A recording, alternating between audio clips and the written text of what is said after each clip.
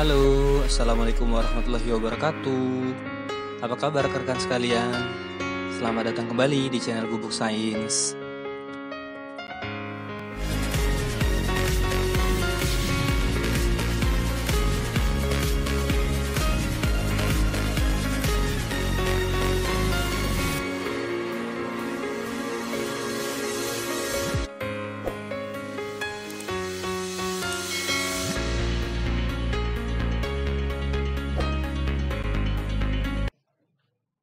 Ya, halo rekan-rekan sekalian. Terima kasih ya sudah mampir kembali di channel Gubuk Sains.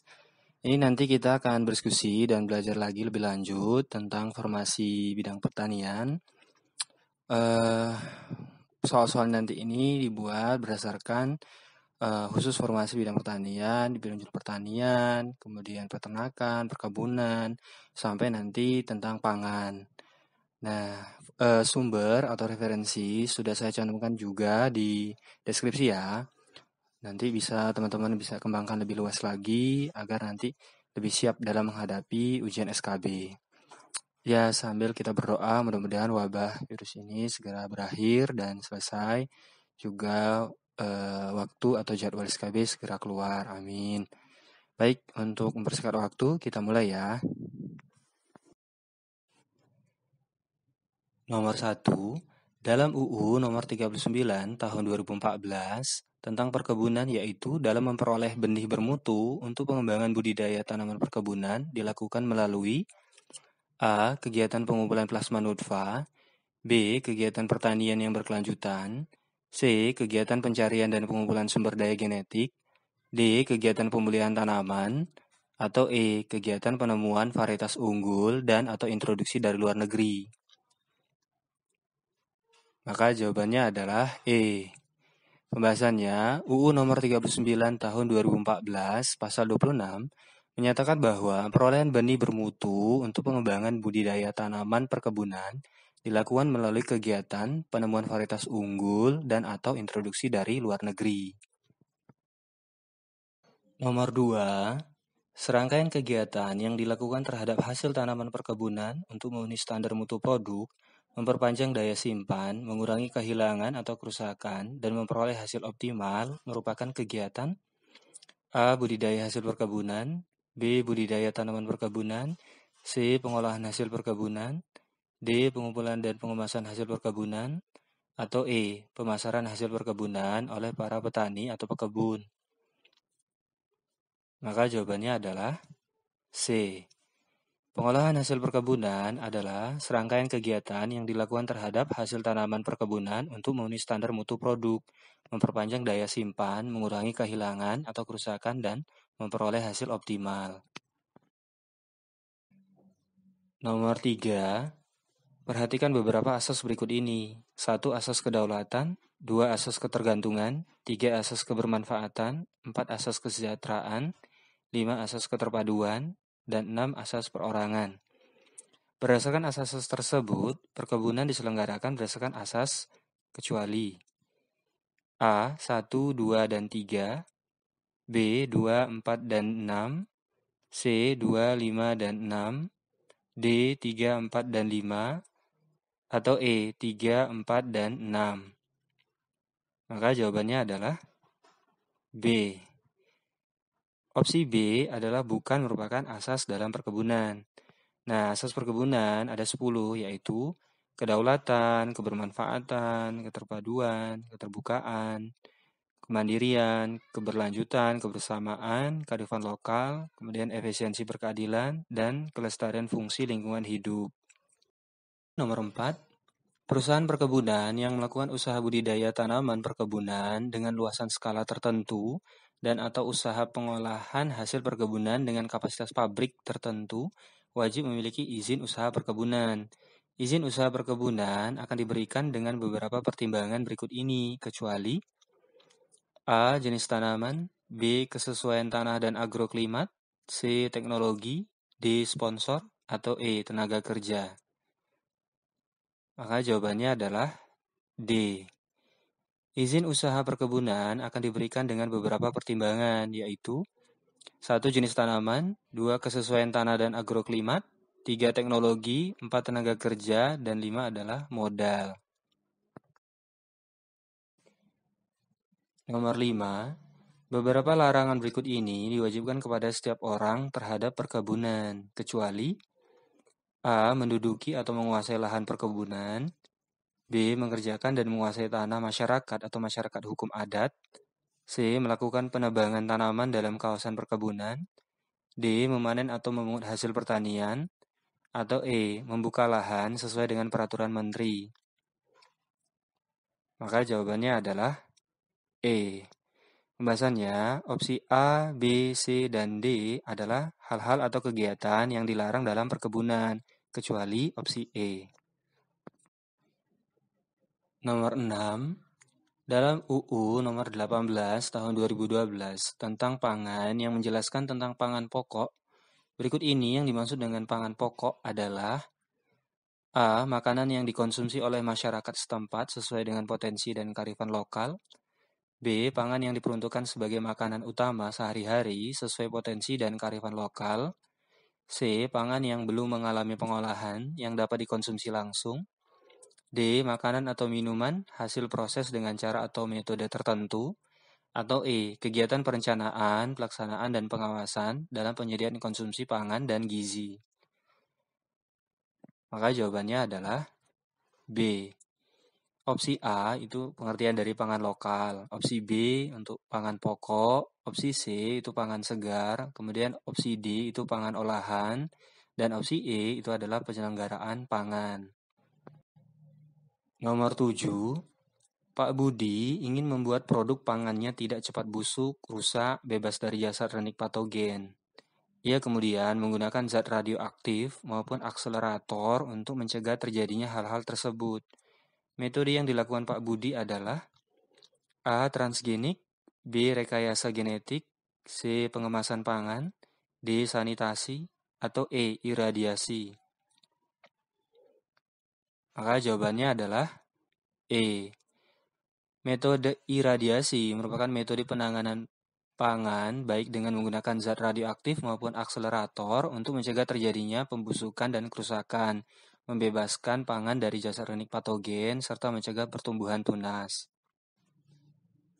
Nomor 8, ancaman produksi pangan merupakan kejadian yang dapat menimbulkan kegagalan produksi pangan yang disebabkan oleh berikut ini, kecuali A. Perubahan iklim, B. Serangan organisme pengganggu tumbuhan, C. Ketersediaan sumber daya lahan dan air, D. Bencana alam, atau E. Pencemaran lingkungan. Maka jawabannya adalah C. Pembahasannya, opsi C, yaitu ketersediaan sumber daya lahan dan air, itu bukan merupakan ancaman produksi pangan. Oke, nomor 9.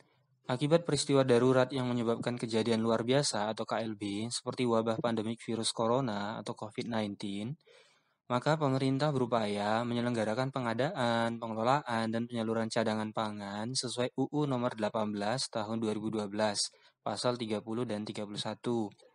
Hal ini dilakukan untuk menanggulangi A. Kelebihan pangan dan sumber daya alam, B. Kelebihan pangan dan adanya bencana sosial, C. Kurang tersedianya bahan pokok di pasaran, D. Bencana sosial dan keadaan darurat, atau E. Kekurangan pangan dan stabilnya harga pangan. Maka jawabannya adalah D. Berikut ini adalah penyebab mengapa pemerintah menanggulangi penyaluran cadangan pangan, yaitu karena terjadi 1. Kekurangan pangan, 2. Bencana alam, 3. Bencana sosial, 4. Gejolak harga pangan, dan 5 adalah menghadapi keadaan darurat. Nomor 10, penganekaragaman konsumsi pangan diarahkan untuk meningkatkan kesadaran masyarakat dan membudidayakan pola konsumsi pangan yang beragam, bergizi seimbang dan aman sesuai dengan potensi dan kearifan lokal. Berikut ini adalah kegiatan yang perlu dilakukan dalam penganekaragaman konsumsi pangan adalah kecuali A. Mempromosikan penganekaragaman konsumsi pangan, B. Meningkatkan pengetahuan dan kesadaran masyarakat, C. Meningkatkan keterampilan dalam pengembangan olahan pangan lokal, D. Mengembangkan dan mendiseminasikan teknologi tepat guna, atau E. Merevisi regulasi lama untuk melaksanakan olahan pangan dan teknologi. Maka jawabannya adalah E. Pembahasannya, pada opsi E itu adalah bukan kegiatan dalam penganekaragaman konsumsi pangan. Nomor 11, suatu pernyataan tertulis yang disusun secara sistematis tentang rencana kegiatan penyuluhan pertanian yang menggambarkan keadaan sekarang, tujuan yang dicapai hingga rencana kegiatan penyuluhan yang dilakukan secara partisipatif adalah kegiatan A. Programa pengawasan pertanian, B. Programa diseminasi pertanian, C. Programa penyuluhan pertanian, D. Programa pelatihan penyuluhan, atau E. Programa penyelenggaraan pertanian. Maka jawabannya adalah C. Programa penyuluhan pertanian adalah pernyataan tertulis yang disusun secara sistematis tentang rencana kegiatan penyuluhan pertanian yang menggambarkan keadaan sekarang, tujuan yang dicapai, hingga rencana kegiatan penyuluhan yang dilakukan secara partisipatif guna mendukung pencapaian tujuan program pembangunan pertanian. Oke, nomor 12. Programa penyuluhan yang disusun dengan memperhatikan program penyuluhan pertanian kecamatan, kabupaten, provinsi, dan nasional dengan berdasar kebutuhan pelaku utama dan pelaku usaha merupakan prinsip A. Terukur, B. Bermanfaat, C. Partisipatif, D. Terpadu, atau E. Transparan. Maka jawabannya adalah D. Pada prinsip terpadu, program penyuluhan disusun dengan memperhatikan program penyuluhan pertanian, kecamatan, kabupaten, provinsi, dan nasional dengan berdasar kebutuhan pelaku utama dan pelaku usaha. Nomor 13, dalam UU nomor 47 tahun 2016 tentang pedoman penyusunan programa penyuluhan pertanian memiliki tujuan A. Memberikan acuan bagi tim programa di setiap tingkat administrasi pemerintahan, B. Membentuk tim khusus untuk mengkaji dan revisi setiap kegiatan programa. C. Memberikan arah dalam revisi pencapaian penyuluhan pertanian. D. Memberikan pengendali dalam revisi pencapaian penyuluhan pertanian. Atau E. Merencanakan pencapaian yang tak terbatas pada programa penyuluhan pertanian. Maka jawabannya adalah A. Pada UU nomor 47 tahun 2016 memiliki dua tujuan, yaitu 1. Memberikan acuan bagi tim penyusun programa penyuluhan pertanian di setiap tingkat administrasi pemerintahan dalam menyusun rencana kerja dan kegiatan tahunan penyuluhan pertanian. Dan nomor 2, memberikan arah dan pengendali dalam pencapaian penyelenggaraan pertanian. Nomor 14, beberapa kelompok tani berkumpul, bergabung, dan bekerja sama untuk meningkatkan skala ekonomi dan efisiensi usaha. Maka istilah yang tepat untuk kelompok tersebut adalah A. Kelompok tani, B. Kelompok tani dan pelaku usaha, C. Mimbar sarasehan, D. Gabungan kelompok tani, atau E. Kerjasama kelompok tani. Maka jawabannya adalah D. Pembahasannya, gabungan kelompok tani atau disingkat Gapoktan adalah kumpulan beberapa kelompok tani yang bergabung dan bekerja sama untuk meningkatkan skala ekonomi dan efisiensi usaha. Lanjut nomor 15. Perhatikan beberapa tahapan berikut ini. 1. Penetapan tujuan, 2. Penetapan masalah, 3. Perumusan keadaan, 4. Pengesahan programa, dan 5. Penetapan rencana kegiatan.